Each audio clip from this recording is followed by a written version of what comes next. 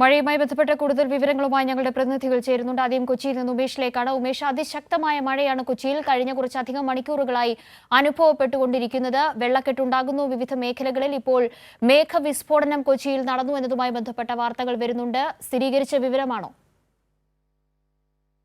അതെ കാവ്യ, അതെ കാവ്യ, കുസാറ്റിലെ കാലാവസ്ഥാ ശാസ്ത്രജ്ഞർ തന്നെ അക്കാര്യം സ്ഥിരീകരിച്ചിരിക്കുന്നു.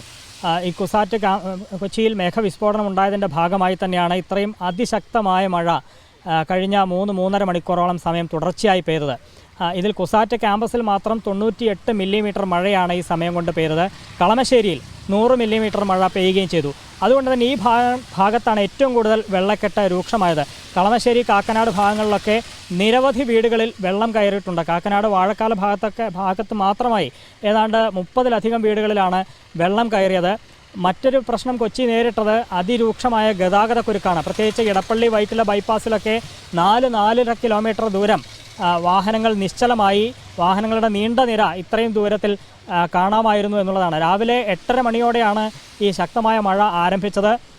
ആ മഴ, തീവ്രമായ മഴ, അതിൻ്റെ തീവ്രത ഒട്ടും കുറയാതെ 12 മണി വരെ പെയ്തു എന്നുള്ളതാണ്. 3-3.5 മണിക്കൂർ തുടർച്ചയായി ഒരേ തീവ്രതയിൽ മഴ പെയ്തതാണ് ഇത്രയും പല ഭാഗങ്ങളിലും വെള്ളക്കെട്ട് രൂക്ഷമാകാനിടയാക്കിയത്.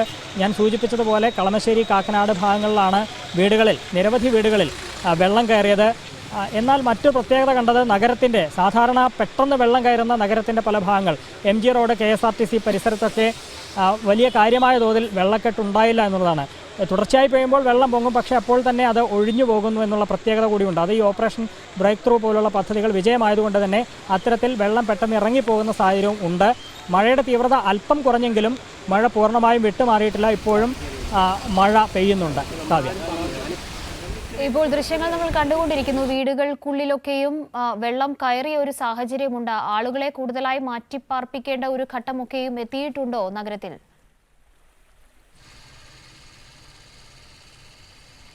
ആ നിലയിൽ ഉള്ള സാഹചര്യം ഉണ്ട് ഇപ്പോൾ. കാരണം കഴിഞ്ഞ ദിവസങ്ങളിലൊക്കെ ഉണ്ടായ മഴയെ തുടർന്ന് എറണാകുളം ജില്ലയിൽ 3 ദുരിതാശ്വാസ ക്യാമ്പുകളാണ്, 3 താലൂക്കുകളിലായി 3 ദുരിതാശ്വാസ ക്യാമ്പുകളാണ് തുറന്നത്. പക്ഷേ നേരത്തെ സൂചിപ്പിച്ചതുപോലെ മഴ മാറിയാൽ അപ്പോൾ തന്നെ വെള്ളം ഇറങ്ങിപ്പോവുകയും ചെയ്യുന്നുണ്ട്. അതുകൊണ്ട് ഈ 3 ക്യാമ്പുകളിൽ 2 ദുരിതാശ്വാസ ക്യാമ്പുകളുടെ പ്രവർത്തനം നേരത്തെ അവസാനിപ്പിച്ച് അവരെല്ലാം വീട്ടിലേക്ക് മടങ്ങിയിരുന്നു. കാക്കനാട് കീരേലിമല എന്ന് പറയുന്ന പ്രദേശത്ത് വലിയ തരത്തിൽ മണ്ണിടിച്ചിൽ ഭീഷണി നേരിടുന്ന ആ പ്രദേശവാസികൾ പാർത്തിരുന്ന ഒരു ക്യാമ്പ് മാത്രമാണ് ഇപ്പോൾ അവശേഷിച്ചിരുന്നത്. ഇന്ന് രാവിലെ വരെയുള്ള സാഹചര്യമാണ് ഞാൻ പറയുന്നത്. രാവിലെ 8 മണി വരെ എറണാകുളം ജില്ലയിൽ ഒരു ക്യാമ്പ് മാത്രമാണ് ഉണ്ടായിരുന്നത്. കാക്കനാടായിരുന്നു ഈ കീരേലിമല നിവാസികൾ താമസിച്ചിരുന്ന ക്യാമ്പ്. പക്ഷേ ഇനിയിപ്പോൾ കളമശ്ശേരി, കാക്കനാട്, വാഴക്കാല ഭാഗങ്ങളിലൊക്കെ പല വീടുകളിലും വെള്ളം കയറിയിട്ടുണ്ട്. അവർക്ക് വേണ്ടി ദുരിതാശ്വാസ ക്യാമ്പുകൾ ഉടൻ തുടങ്ങും. അതിനുള്ള സാഹചര്യമാണ് ഇപ്പോൾ ഉള്ളത്. നേരത്തെ തന്നെ ജില്ലാ ഭരണകൂടം അതിനുള്ള തയ്യാറെടുപ്പ് നടത്തിയിരുന്നു.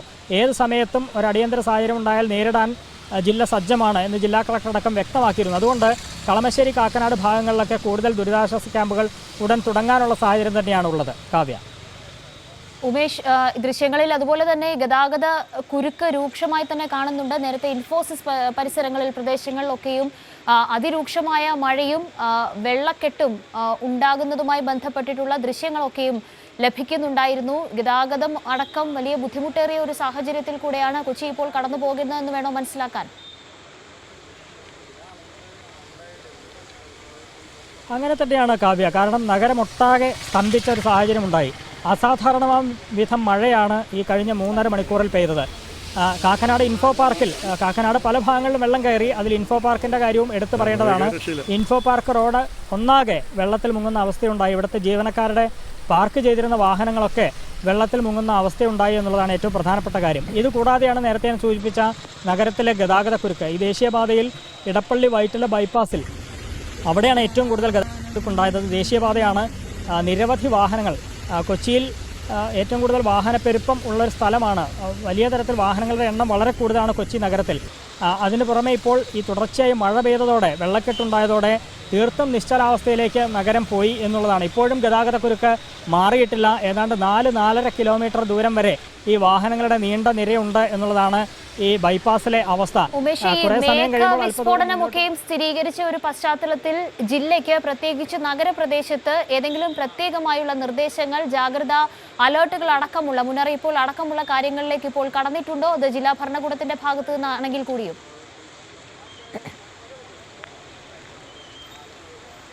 ജില്ലാ ഭരണകൂടം വളരെ നേരത്തെ തന്നെ ഈ അടിയന്തര സാഹചര്യങ്ങളെ നേരിടാൻ സന്നദ്ധമാണെന്ന് അറിയിച്ചിരുന്നു. ദുരിതാശ്വാസ ക്യാമ്പുകൾ ആവശ്യമുള്ള സമയത്തൊക്കെ അതാത് കേന്ദ്രങ്ങളിൽ ദുരിതാശ്വാസ ക്യാമ്പ് തുടങ്ങാൻ എല്ലാ സജ്ജീകരണങ്ങളും നേരത്തെ ഏർപ്പെടുത്തിയിരുന്നതാണ്. ഈ മഴ മാറിയ സാഹചര്യത്തിലാണ് ഈ ദുരിതാശ്വാസ ക്യാമ്പുകളുടെ എണ്ണം കുറച്ച് ഒരു ദുരിതാശ്വാസ ക്യാമ്പ് എന്നുള്ള നിലയിലേക്ക് പോയത്. പക്ഷേ അപ്രതീക്ഷിതമായാണ് രാവിലെ 8:30യോടെ ഈ കനത്ത മഴ വന്നത്. അതിപ്പോൾ മേഘവിസ്ഫോടനം കൊണ്ടാണ് എന്നുള്ളത് കാലാവസ്ഥാ ശാസ്ത്രജ്ഞർ പറയുന്നു. ഈ ഒരു പുതിയ സാഹചര്യത്തിൽ കൂടുതൽ ദുരിതാശ്വാസ ക്യാമ്പുകൾ ഉടൻ തുടങ്ങാൻ തന്നെയാണ്, പ്രത്യേകിച്ച് എല്ലാ വകുപ്പുകളെയും ഏകോപിപ്പിച്ചുകൊണ്ട് അതാതിടങ്ങളിൽ സന്നദ്ധ പ്രവർത്തകരെയൊക്കെ എത്തിച്ച് ഈ കിടപ്പ് രോഗികളടക്കം പല സ്ഥലത്തും ഉണ്ട് എന്നാണ് പറയുന്നത്. അവരെയൊക്കെ ആശുപത്രിയിലേക്ക് മാറ്റുക അല്ലെങ്കിൽ സുരക്ഷിത കേന്ദ്രങ്ങളിലേക്ക് മാറ്റാനുള്ള തയ്യാറെടുപ്പുകൾ നടത്തിക്കൊണ്ടിരിക്കുകയാണ്. പലയിടത്തും ഈ ഗതാഗതം നഗരം സ്തംഭിച്ചതുകൊണ്ട് തന്നെ അവിടേക്കൊക്കെ എത്തിപ്പെടാനുള്ളൊരു സാഹചര്യം ബുദ്ധിമുട്ടുണ്ട്. പക്ഷേ ഒരു അനുകൂല ഘടകം എന്ന് പറയുന്നത് ഈ തുടർച്ചയായി